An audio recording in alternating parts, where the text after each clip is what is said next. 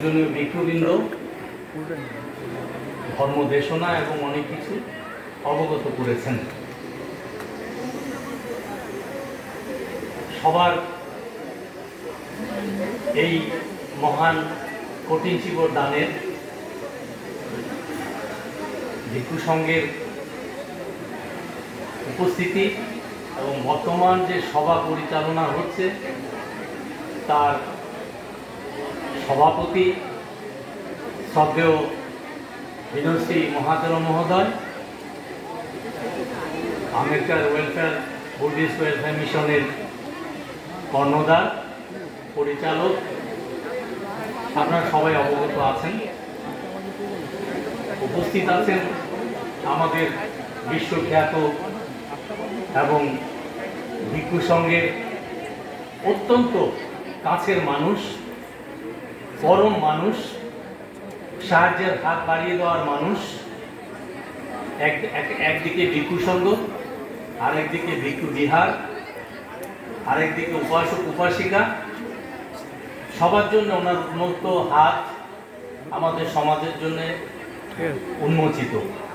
তিনি হচ্ছেন ডক্টর বুদ্ধপ্রিয় মহাতের মহোদয়। ওনাকে আমার সশ্রদ্ধ প্রণাম জানাচ্ছি। আমি বন্দনা জ্ঞাপন করছি শ্যামনগর বৌদ্ধ বিহারের বিহার অধ্যক্ষ, ওনাকেও আমার আন্তরিক শ্রদ্ধা জ্ঞাপন করছি। ওনার যে সুন্দর গুছালো বক্তব্য, আমাদের দিনের পর দিন এই ভিক্ষু সংঘের অভাব, যারা আমাদেরকে সঠিক পথ নির্দেশনা দেবে, বুদ্ধের শাসন এবং দর্শন আজকের এই পৃথিবীতে অতীব প্রয়োজন। এখানে উপস্থিত আছেন আমাদের এই এলাকার পৌরমাতা এবং পৌরপিতা।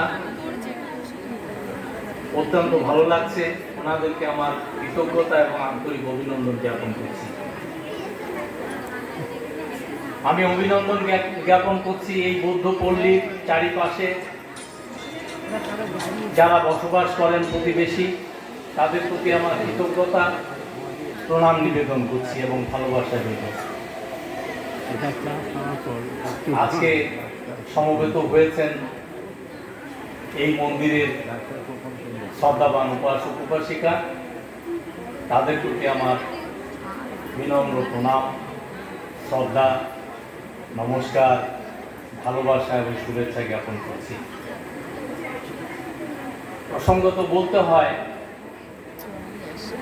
1965 সালে এই বুদ্ধ মন্দির স্থাপিত করেছিলেন। যিনারা এই বুদ্ধ মন্দির স্থাপিত করেছিলেন, আজকে আমরা সেই বুদ্ধ মন্দিরে দাঁড়িয়ে কিছু বলার সুযোগ পাচ্ছি। সমাজ সংস্কারমূলক ধর্মীয় আলোচনা এবং মানব বন্ধনের জন্য যে সৃষ্টিমূলক চিন্তা চেতনা, সেটার উৎস হচ্ছে এই রামপুর পাহাড়পুর সম্মিলিত বৌদ্ধ মন্দির। যিনারা এই মন্দিরের জন্য ত্যাগ স্বীকার করেছেন, তাদের প্রতি আমার কৃতজ্ঞতা এবং শ্রদ্ধা জ্ঞাপন করছি। স্বর্গীয় সুকেন্দ্র বিকাশ বড়ুয়া 3 কাঠা জমি দিয়েছিলেন। স্বর্গীয় শ্রীমৎ ধর্মপাল মহাতেরও বৌদ্ধ ধর্মাঙ্কুর সভা 1 কাঠা জমি ব্যবস্থা করেছিলেন। স্বর্গীয় শ্রীমৎ জিনরতন মহাতেরও 1 কাঠা জমি দিয়ে সাহায্য করেছিলেন। দয়া করে আপনারা একটু কথা আসতে বলুন প্লিজ, কারণ 2-1 কথার জন্য অন্য মানুষগুলো একটু ডিস্টার্ব হচ্ছে। ডক্টর পুলক মুর্শিদি 1 কাঠা জমি দিয়েছিলেন। স্বর্গীয় কিরণ ঘোষ 1 কাঠা জমি দিয়েছিলেন। স্বর্গীয় কিরণ বিকাশ বড়ুয়া 2 কাঠা জমি দিয়েছিলেন। Srimat Karuna Shastri International Brotherhood Mission Dibrugarh একটি পিতলের বুদ্ধ মূর্তি দিয়েছিলেন। স্বর্গীয় বাদল বড়ুয়া পিতার স্মরণে জহর মঞ্চ নির্মাণ করেছিলেন। স্বর্গীয় সুধাংশু বিমল চৌধুরী একটি তোরণ নির্মাণ করেছিলেন। এই ইতিহাসটা কেন বললাম জানেন? আমরা কেউ জানি না এখানে যারা বসে আছি কখন আমাদের মৃত্যু ঘণ্টা বাজবে। তবে যিনারা আজকে এই প্রতিষ্ঠান আমাদেরকে দিয়ে গেছেন তাদের স্মরণ করা দরকার এবং আমাদেরও কৃতজ্ঞতার সহিত সহযোগিতা করা দরকার। সহানুভূতির সাথে, চিন্তা চেতনার সাথে, সমাজ সুন্দর করার জন্য, মানুষের মানবতার জন্য। যাই হোক, এই বছরে আমরা এই রামপুর মন্দিরে হারিয়েছি প্রাক্তন সম্পাদক মৃদুল কান্তি চৌধুরী। দুঃখের বিষয়, সম্প্রতি পথ দুর্ঘটনায় উনি মৃত্যুবরণ করেছেন।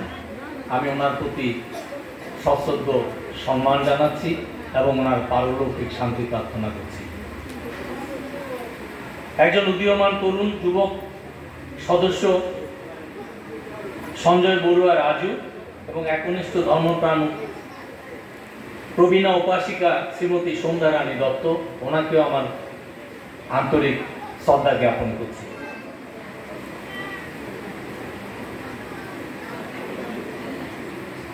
যাই হোক,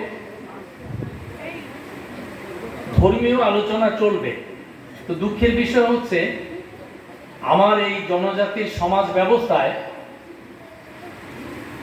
ধর্ম নিয়ে আলোচনা শুধুমাত্র এই কঠিন শিকড় দান। পরিতাপের বিষয়। প্রতিটি মন্দিরে কমিটি রয়েছে, প্রতিটি মন্দিরে ভিক্ষু সংঘ আছে, প্রতিটি মন্দিরে শ্রদ্ধাবান উপাসক উপাসিকা রয়েছে, কিন্তু এই আলোচনার অভাবে আমাদের অনেক কিছু ক্ষতিগ্রস্ত হচ্ছে। যে শুদ্ধতা, বৌদ্ধ ধর্মের যে শুদ্ধতম একটা পাথেয়, সেটা অর্থাৎ মরিচা বলবো না কি বলবো, এটা আলোচনা না করলে যা হয় আর কি। আজকে দেখুন পৃথক পৃথক যে মন্দিরগুলো তৈরি হয়েছে, সেখানে আমরা উপাসক উপাসিকা বা সরকারি অনুদান বা রাজ্য সরকার এবং কেন্দ্রীয় সরকারের অনুদান বিভিন্ন কিছু আমরা পেয়ে থাকি, তো তা দিয়ে ধর্মীয় অনুষ্ঠান উদযাপন করা হয়। দুঃখের বিষয়, আমরা সবাই অবগত আছি এপার বাংলা এবং ওপার বাংলার আমাদের আত্মার সম্পর্ক, আমাদের ঠিকানা, আমাদের পূর্বপুরুষের পরিচিতি বৌদ্ধ ধর্মাঙ্কুর সভা। সেই বৌদ্ধ ধর্মাঙ্কুর সভা আজকে বিশেষ একটি পরিবার দখলদারের পরিপ্রেক্ষিতে আজকে প্রতিটি মন্দিরের ভিক্ষু সংঘ, প্রতিটি মন্দিরের উপাসক উপাসিকা সদস্য থেকে বঞ্চিত। কিন্তু কেন? এটা তো জাতীয় সম্পত্তি, জাতীয় ধর্মীয় প্রতিষ্ঠান, তার অর্থ ভান্ডার থেকে একটা বিশেষ পরিবার, একটা বিশেষ কমিটি সমস্ত কিছু নির্ধারণ করবে। দয়া করে এটা বিবেচনা করবেন, কেননা এই প্রতিষ্ঠানের অধিকার সমস্ত মানুষের, সমস্ত ভিক্ষু সঙ্গে। আমরা সবাই সহজভাবে বলি ভিক্ষু সংঘ বলে বিভাজন চাই না, ধর্মপ্রাণ উপাসক উপাসিকা আমরা সবাই বলি বিভাজন চাই না। তাহলে বিভাজনটা কোথা থেকে তৈরি হচ্ছে?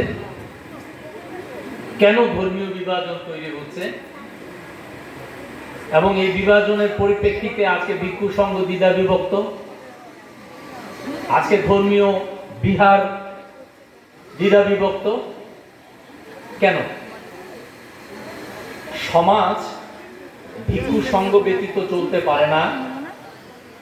ভিক্ষু সংঘ সমাজ ব্যতীত চলতে পারে। আমার বয়স এখন 72 বছর। ছোটবেলায় বাঙ্কের পেছনে একটা ভং নিয়ে, একটা টিফিন ক্যারিয়ার নিয়ে গ্রামে ভোজনের জন্য বেরোতাম। অর্থাৎ এই গৈরী বসন, বুদ্ধ ভিক্ষুদের যে বৌদ্ধ বস্ত্র, এই বস্ত্র পরিধান করে জাত পাত, হিন্দু, মুসলিম, খ্রিস্টান, বৌদ্ধ সমগ্র মানুষের সেবায় ওনারা আছেন এবং সমগ্র জাতিভেদ ধর্ম নির্বিশেষে ওনারা বাঁচবেন। কেননা ওনারা বুদ্ধের অনুসারী, সঙ্ঘের অনুসারী, ধর্মের অনুসারী, তথাগত মানবপুত্র গৌতম বুদ্ধের শিষ্য। কিন্তু আমার সমাজ চলতে পারবে না, ভিক্ষু সংঘ ব্যতি রেখে চলতে পারবে না। সো কল্ড কিছু কিছু মন্দিরের কমিটি, বুদ্ধ ধর্মাঙ্কুর সভার কমিটি আজকে এই যে ভিক্ষু সংঘের যে বিভাজন তৈরি করছেন, তাতে করে কি হচ্ছে? আমার সমাজ নষ্ট হচ্ছে, আমার ধর্মীয় অনুশাসন নষ্ট হচ্ছে, মৈত্রী করুণার অভাব হচ্ছে। আমরা তো একটাই কথা বলি, বুদ্ধং শরণং গচ্ছামি, ধম্মং শরণং গচ্ছামি, সংঘং শরণং গচ্ছামি। তাহলে এই বিভাজন কেন? এই বিভাজন শুধুমাত্র নিজেদের অর্থ লোভ, ক্ষমতা লোভ, আমাদের এই সাধারণ মানুষকে বোকা বানিয়ে নিজেদের চেয়ার দখলদারি না করলে ইভেন নিজেদের সংসারও চলবে না। দুকলম লিখতে পারে না আচার্য, দুকলম লিখতে পারে না সাহিত্যিক, দুকলম লিখতে পারে না গুণীজন। পরিতাপের বিষয়। বুদ্ধ ধর্মাঙ্কুর সভার প্রাক্তন মাননীয় হেমন্ত বিকাশ চৌধুরী, উনি আমাকে বলেছিলেন, অভিজিৎ বাবু আপনার সহযোগিতা চাই। তা আমি সহযোগিতা সর্বক্ষেত্রে করেছিলাম, কিন্তু ভাবতে পারিনি যে হেমন্ত বিকাশ চৌধুরীর স্বনামধন্য জমিদার পরিবার আজকে এই সমাজে বিভাজন তৈরি করবে। ওনাকে যখন আমি বলতাম যে আমাদের সমাজের অত্যন্ত সাধারণ মানুষ থেকে শুরু করে বৃদ্ধজন সবাইকে এই ধর্মাঙ্কুর সভাতে কমিটিতে আনতে হবে, মেম্বার করতে হবে, মুক্ত আলোচনা করতে হবে, শুনেননি। পরবর্তীতে কি হলো, উনি আমাকে উপদেশ দিলেন, না অভিজিৎ বাবু, এই বুদ্ধ ধর্মাঙ্কুর দখল হয়ে যাবে। আরে ভাই, কে দখল করবে? আমার সমাজের মানুষ দখল করবে। আমার সমাজের মানুষ মোমবাতি জ্বালাবে, বুদ্ধকে প্রণাম করবে। আজকে সেই গেটের তালা, সেখানে যেতে হলে পারমিশন নিতে হবে। কেন বলুন তো? কোন উদ্দেশ্য? কিসের ভয়? কি কারণ?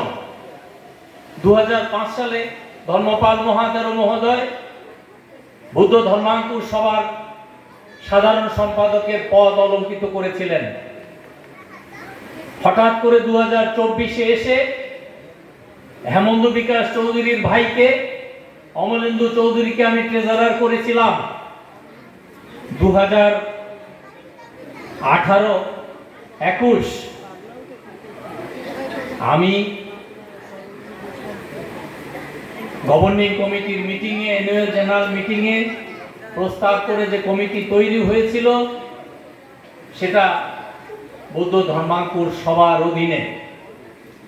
তাহলে বলুন তো, হঠাৎ করে 133 বছরের প্রতিষ্ঠান 2024 সালে বৌদ্ধ ধর্মাঙ্কুর সভা অব ইন্ডিয়া কিভাবে হয়, কেন হয়, কি কারণে হয়, সেটা আমি বারবার অনুরোধ করেছি। আপনারা মুক্ত আলোচনা করুন, বলুন কেন বুদ্ধ ধর্মাঙ্কুর সভা ইন্ডিয়া হয়েছে, কেন বিশেষ পরিবারের সবাই তার মেম্বার হবে, জেনারেল সেক্রেটারি হবে, ট্রেজারার হবে, আবার সময় পেলে মানুষকে গ্রহণ করবে, সুযোগ সুবিধা মতো ব্যবহার করবে, তারপরে আবার অপমান অপবাদ দিয়ে বের করে দেবে। কে অধিকার দিয়েছে আপনাদেরকে? এই অধিকার তো আপনাদের নয়। আপনাদের যদি সেই সৎ সাহস থাকে, প্রতিটি মন্দির থেকে 5 জন করে কমিটি ডাকুন, পশ্চিমবঙ্গ, সারা পশ্চিমবঙ্গের মানুষকে ডাকুন, বুদ্ধ ধর্মাবলম্বী মানুষকে ডাকুন, আমাদের সরকারের যারা অত্যন্ত বিদ্বজন আছেন তাদের কয়েকজনকে ডাকুন, মুক্ত আলোচনা করুন। কেন এই গোপনীয়তা? প্রকাশ্যে বলুন আপনারা যা করছেন সেটাই সঠিক, আর আমরা যা বলছি সেটা মিথ্যে, আমরা দখলদারির কথা বলছি, আমরা বুদ্ধ ধর্মাঙ্কুর সভাকে নষ্ট করার কথা বলছি। প্রকাশ্যে কথা বলুন না, মুক্ত আলোচনা হোক। পাচ্ছেন না তো? যাই হোক, আমার এমনিতেও দেরি হয়ে গেছে। আমি ওই আলিপুর কোর্ট থেকে এখানে ব্রিটানিয়া ব্রিজ পর্যন্ত প্রায় 1.5 ঘন্টা সময় লেগে গেছে, আর আমি নিজেই একাই গাড়ি চালাই। আমি জানতাম না এত রাস্তার অবস্থা, ট্রাফিক জ্যাম। আমি সবার কাছে ক্ষমা প্রার্থনা করছি। এই সমস্ত বলার অনেক কিছুই ছিল, কিন্তু সময়ের এবং আপনাদেরও কাজকর্ম রয়েছে। তো এইভাবে একদিন শুধু কথা বলে তো হবে না। প্রতিটি মন্দিরে, প্রতিটি কমিটিতে অ্যাওয়ারনেস, সচেতনতামূলক একটা আলোচনা, এবং কমিটি যদি এই সমস্ত ব্রিফিংগুলো দেয় কোনটা সঠিক কোনটা সঠিক নয়, তাহলে নিশ্চয়ই কোনো মানুষ, এখন আমি গর্ব করে বলতে পারি আমার সমাজের কোনো মানুষ তেমন মূর্খ নয়, অন্ধ নয়, নিজেদের বিবেচনা করার যথেষ্ট চিন্তা চেতনায় উদ্বুদ্ধ। অতএব কারণে প্রতিটি মন্দিরের কমিটিকে আমার বিনম্র আবেদন, আপনারা নিজেদের ইচ্ছা মতো কমিটি চালিয়ে উপাসক উপাসিকাকে বিব্রত করবেন না। আর বুদ্ধ ধর্মাঙ্কুর সভাকে কিভাবে রাহু মুক্ত করা যায়, এপার বাংলার ওপার বাংলার মানুষের সদ্য কৃপাসন মহস্তবীর মহোদয় এবং সারা বিশ্বের অর্থাৎ ভারতবর্ষে, এশিয়া মহাদেশের প্রথম ডক্টরেট, আমার গ্রামের, মহামণি গ্রামের কৃতি সন্তান ডক্টর বেণীমাধব বড়ুয়া এবং বাংলার বাঘ আশুতোষ মুখার্জি মহোদয়ের প্রেরণায়, আরো অনেক মহাজ্ঞানী মানুষের প্রেরণায় প্রতিষ্ঠিত হয়েছিল এই বুদ্ধ ধর্মাঙ্কুর সভা। এটা নিয়ে ছিনিমিনি খেলবেন না। ভয়াবহ আগুন নিয়ে আপনারা খেলছেন। আপনার দাদার যেমন মৃত্যু হয়েছে, আপনারও মৃত্যু হবে, কিন্তু বুদ্ধ ধর্মাঙ্কুর সবার মৃত্যু নেই, এই বড়ুয়া সমাজের জনজাতির মৃত্যু নেই, আমার এই ভিক্ষু সংঘের মৃত্যু নেই। অতএব কারণে নিজেদের যে স্প্যান অফ টাইম, আমাদের যে সংক্ষিপ্ত একটা জীবন, এই জীবনটাকে উপলব্ধি করুন।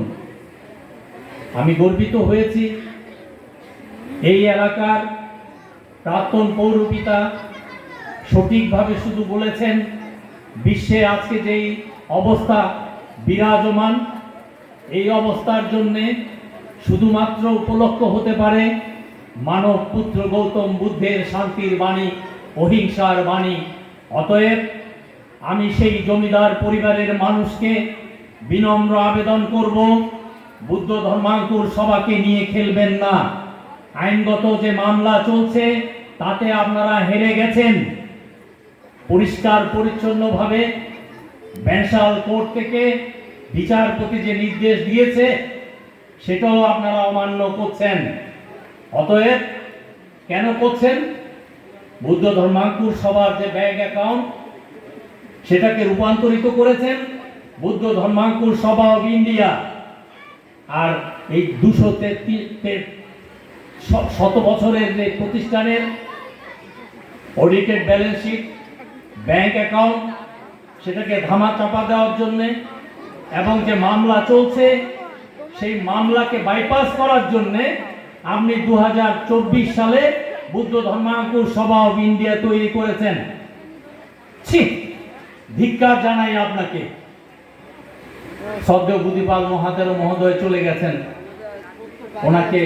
উনি বিপাশন মহস্তবীর মহোদয়েরই পরিবারেরই একজন ছিলেন। অনেক দুঃখ কষ্ট, অনেক প্রতিকূলতার পরিপ্রেক্ষিতেও পেরেছিলাম ওনাকে 2018-21 জেনারেল সেক্রেটারি করার। দুর্ভাগ্য,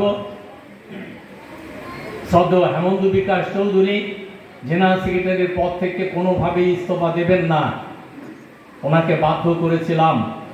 তারপরে কি বললেন, অভিজিৎ বাবু আমাকে সভাপতির পদটা আপনি দেবেন, তাই দিয়েছিলাম। আর এই অমলেন্দু চৌধুরীকে ট্রেজারার করেছিলাম, তাতেও অনেকে আপত্তি করেছে। আমি যদি প্রতিটি মন্দিরে প্রত্যেকটা শ্রদ্ধাবান উপাসক উপাসিকার পায়ে ধরে ক্ষমা চাই, আমার ক্ষমা নেই। ভিক্ষু সংঘের কাছে ক্ষমা চাই, আমার ক্ষমা নেই। কেন? এই 2012 সাল থেকে বুদ্ধ ধর্মাঙ্কুরের সাধারণ সদস্য ছিলাম আমি, পরিচালনা কমিটি। সকৌশলে মাননীয় হেমন্ত বিকাশ চৌধুরী আমাকে ব্যবহার করেছে, আমি বুঝতে পারিনি। আপনারা আমাকে ক্ষমা করবেন। মৃত্যুর পূর্ব মুহূর্ত পর্যন্ত এই মামলা থেকে এবং আপনাদের সচেতনতায় আমার কোনো ব্যক্তিগত অনুরোধ নয়, জোর নয়, দাবি নয়, অধিকার নয়। নিজের মনকে প্রশ্ন করুন, বুদ্ধ যেটা বলেছে, আপনার মাঝে যে বিবেক সত্তা আছে তাকে জাগরিত করে দেখুন সঠিক এবং সঠিক নয়। এই দুটো বিষয়কে বিবেচনা করে যদি মনে করেন যে বুদ্ধ ধর্মাঙ্কুর সভাতে অনাচার চলছে, তাহলে সেটার জন্য কি করা দরকার? যুদ্ধ নয়, বিগ্রহ নয়, মিছিল মিটিং নয়, আমাদের প্রতিবাদ হবে শান্তির। আপনারা দয়া করে জানতে চেষ্টা করুন যে আপনারা যে বসে আছেন, কিভাবে বসে আছেন, শ্বেতপত্র দিয়ে আমাদের সমাজের মানুষকে অবগত করুন, তাতেই আমরা সন্তুষ্ট হব। যদি আমার সমাজের পশ্চিমবঙ্গের মানুষ 100 জনের মধ্যে যদি 90 জন মানুষ বলে যে হ্যাঁ, বুদ্ধ ধর্মাঙ্কুর সভা অফ ইন্ডিয়া হয়েছে, এটা সঠিক, যারা এখন ক্ষমতায় বিরাজ করছে তারা সঠিক, আমি অভিজিৎ চৌধুরী আপনাদের কাছে ক্ষমা চেয়ে নেব এবং বিবৃতি দিয়ে সাংবাদিক সম্মেলন করে আমি সবার কাছে ক্ষমা প্রার্থনা করব যে এটা আমার অন্যায় হয়েছে, আমি প্রতিবাদ করেছি। দয়া করে আপনাদের নিজেদের বিবেক বিবেচনায় উজ্জীবিত হন, কেননা এটা আমাদের সমাজের প্রতিষ্ঠান। রামপুরবাসী বা বিভিন্ন ব্যক্তিগত প্রতিষ্ঠান যেগুলো হয়েছে, আমরা কি করি, বিভিন্ন ধরনের দক্ষিণা বা পৌর পিতা পৌর মাতা তাদের সহযোগিতা, সরকারি সহযোগিতা, আমাদের দিদি, আমাদের ধর্মীয় ছুটি দিয়েছেন, আমরা কৃতজ্ঞ আমাদের সমাজ। তো সেইভাবে করে এই ব্যক্তিগত প্রতিষ্ঠানগুলো পরিচালনা করা হয়। আজকে বুদ্ধ ভিক্ষুদেরকে কেন বলতে হবে 10 টাকা করে রাখুন? লজ্জার বিষয় নয় কি? আমাদের লজ্জা হওয়া উচিত। ত্যাগ আমরা কার জন্য করব? ত্যাগ বুদ্ধ বস্ত্রের জন্য, ত্যাগ মহামতি বুদ্ধের জন্য, ত্যাগ বৌদ্ধ বিহারের জন্য, ত্যাগ ধর্মের জন্য, ত্যাগ সমাজের সমস্ত সম্প্রদায় মানুষের জন্য, শুধু বৌদ্ধ ধর্ম অবলম্বী নয়। যারা আমরা এই পৃথিবীতে মানুষ হিসাবে জন্মগ্রহণ করেছি, হয়তোবা পরিবার সূত্রে সমাজগতভাবে আমাদের একটা বিভক্তিকরণ আছে, কিন্তু তবুও তো আমরা মানুষ। যখন আমরা হসপিটালে ভর্তি হই, যখন আমার রক্ত প্রয়োজন হয়, আমি কি ডাক্তারকে বলি এটা হিন্দু না এটা বুদ্ধ না এটা মুসলিম, এটা খ্রিস্টান, এটা ইহুদি? আমি বাঁচতে চাই, আমার রক্ত চাই। তাহলে আমার মহামানব বুদ্ধ কি বলেছেন? বিভাজন নয়, দেখো, বিচার করো, গ্রহণ করো, মানবতার সেবায় এগিয়ে আসো। দুঃখজনক, লজ্জাস্পদ, ধিক্কার জানাই, কিছুদিন আগে ফেসবুকে দেখতে পাচ্ছি, নিশ্চয়ই আজকে রামপুরেও ডাল ভাত খেতে দেওয়া হয়েছে আমার শ্রদ্ধাবান উপাসক উপাসিকাকে। আমার সৌভাগ্য হয়নি, আমি দেরিতে এসেছি, আমিও না হয় পেতাম। বৌদ্ধ ধর্মাঙ্কুর সভা অফ ইন্ডিয়া, আমি বুদ্ধ ধর্মাঙ্কুর সভা বলবো না। কেন বলবো না? তাহলে আমার বৌদ্ধ বড়ুয়া জাতির এবং যিনারা মুনি ঋষিরা এই বুদ্ধ ধর্মাঙ্কুর সভা তৈরি করে গেছেন, তাদেরকে অপমান করা হবে। বুদ্ধ ধর্মাঙ্কুর সভা অফ ইন্ডিয়া ফেসবুকে ছেড়েছে 526 প্লেট খাবার দেওয়া হয়েছে, যেখানে মাংস এবং মাছ দিয়ে 5000 মানুষের জমায়েত করা হয়েছে, গাড়ি দেওয়া হয়েছে, ঘোড়া দেওয়া হয়েছে, সম্বর্ধনা দেওয়া হয়েছে। আরে বাবা, তোমাদের বাপের টাকা, বুদ্ধ ধর্মাঙ্কুর সভার ব্যাংকের কৃপাসন মহস্তবীর মহোদয়ের টাকা, যিনি তিল তিল করে, লেখাপড়া তেমন ওনার ছিল না, পেছনে এবং সামনে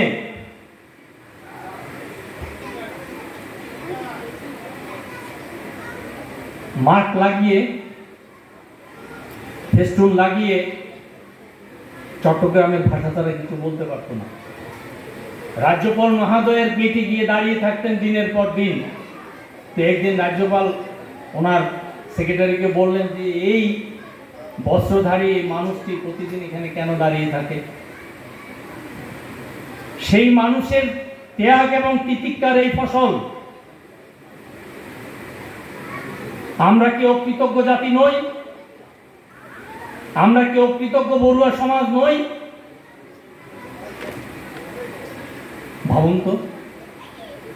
তাহলে সেই কৃপাসন মহস্তবীরের ব্যাংকে ডিপোজিট করা, ফিক্সড ডিপোজিট ইত্যাদি যে সম্পত্তি, সেটাকে বুদ্ধ ধর্মাঙ্কুর সবাই ইন্ডিয়া করে ব্যাংক অ্যাকাউন্ট করে সেই টাকাটাকে জালিয়াতি করে এখন মানুষ খাওয়ানো হচ্ছে এবং ফেসবুকে দেওয়া হচ্ছে, মাছ এবং মাংস হয়েছে। ঠিক।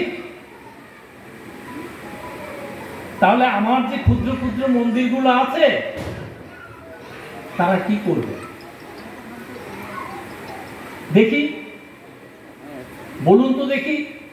আপনারা ব্যক্তিগতভাবে কোনো জেনারেল সেক্রেটারি, ব্যক্তিগতভাবে কোনো মন্দিরের কোনো ওই প্রতিষ্ঠানের কোনো মেম্বার বা ওখানের যারা উপাসক উপাসিকা সো কল্ড, তারা খাওয়াটা দিয়েছে? তারা এই জনগণকে, এই বড়ুয়া সমাজের ছেলে মেয়েকে স্টাইপেন্ড দেওয়া হয়, ডক্টর বেনি মাধব বড়ুয়ার স্টাইপেন্ড থেকে, ধর্মপাল মহাতের মহোদয়ের স্টাইপেন্ড থেকে, আর তোমরা সেটাকে তোমাদের নামে চালিয়ে দিচ্ছ। তোমার দাদা জেনারেল সেক্রেটারি ছিল, তারপরে তোমার দাদা সভাপতি হলো, তারপরে তুমি মহাশয়কে ট্রেজারার করেছিলাম, তুমি হঠাৎ করে 18-21 বৈধ একটা কমিটি, এখানে আমাদের কমিটির অনেকেই আছে যাদেরকে খোলা চিঠি দিয়ে অপমান অপদস্থ করে বের করে দিয়েছো, তোমার পরিবারের লোকজনকে দিয়ে। কই, তুমি তো রামপুরের প্রাক্তন পৌরপিতা খোকন বাবুকে তো জেনারেল সেক্রেটারি করতে পারোনি, তাহলে বুঝতাম, তাহলে ধরে নিতাম। পৌরমাতাকে তো সভাপতি করতে পারেননি, কেন আপনার পরিবার, কেন আমার বড়ুয়া সমাজে কি লোক নেই?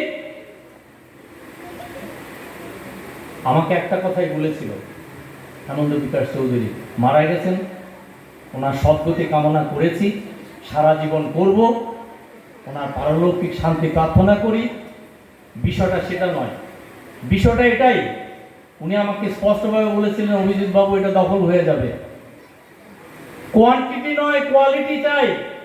তার মানে কোয়ালিটি কি তোমার পরিবার থেকেই তৈরি হয়? আমার এই বড়ুয়া সমাজ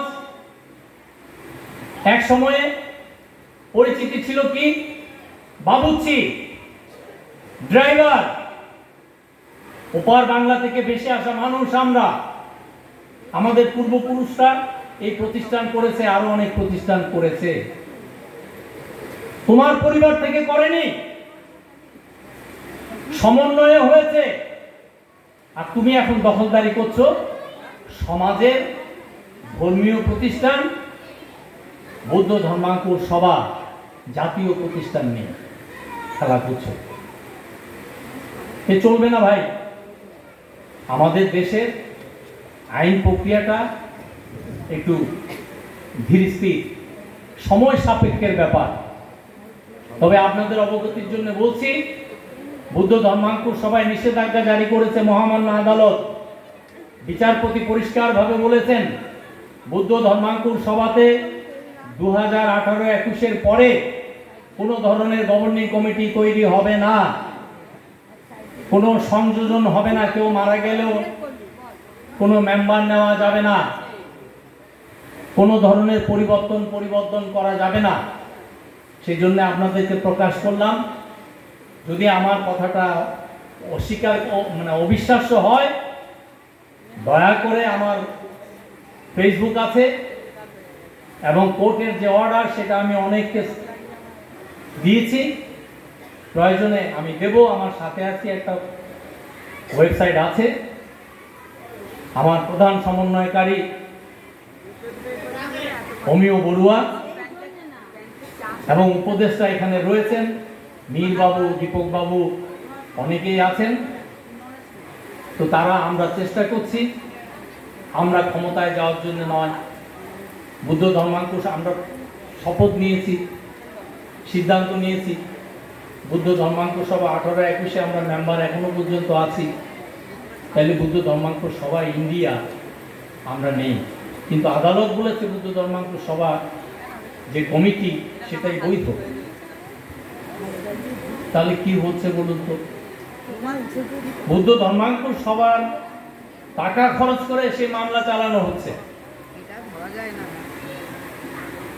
এবং কিরকম লেজ কাটা দেখুন তো।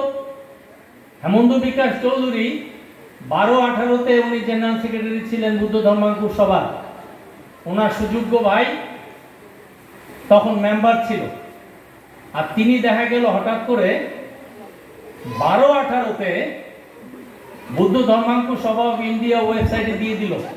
বুদ্ধ ধর্মাঙ্কুর সভা অফ ইন্ডিয়ার ওয়েবসাইটে কি করলো, উনি নাকি সাধারণ সম্পাদক। দয়া করে ওয়েবসাইটটা দেখে নেবেন কিরকম চলছে বলুন তো, কি হচ্ছে। তার মানে কি আমাদের সমাজে আমরা সবাই মূর্খ, আমরা সবাই অশিক্ষিত, আমরা সবাই বুদ্ধ ধর্মাঙ্কুর সভা দখল করতে চাই?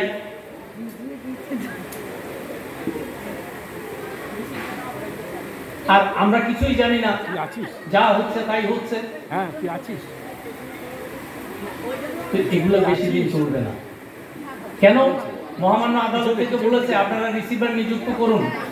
আমি সেটার পক্ষপাতী না, যারা মামলা করেছে তাদেরকে বলেছি না, রিসিভার যদি নিযুক্ত করা হয় তাহলে অনেক ধরনের সমস্যা আছে। অতএব কারণে আইনের মাধ্যমে বা তাদের সদ্বুদ্ধি, তথাগত বুদ্ধের আশীর্বাদ এবং আমাদের ধর্মীয় উপাসক উপাসিকা সবার আশীর্বাদ পুষ্ট হোক, শুভ বুদ্ধির উদয় হোক, তারা স্বইচ্ছায় আত্মপ্রকাশ করুক যে না আমাদের ভুল হয়েছে বা ভুল করছি।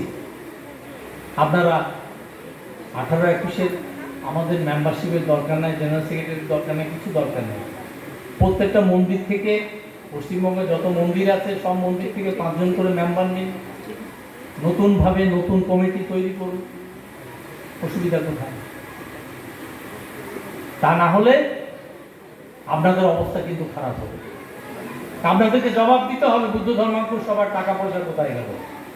ওই 526 প্লেট মাংস আর মাছ খাইয়েছেন, সেই হিসাব কিন্তু আমরা নেব না। ব্যাংকে যা গচ্ছিত ছিল সেটা কোথায় গেল? প্রত্যেকটা প্রতিষ্ঠানের চার্টার্ড অ্যাকাউন্টেন্ট থাকে, সেই চার্টার্ড অ্যাকাউন্টেন্টকে পর্যন্ত বাতিল করে দিয়েছে।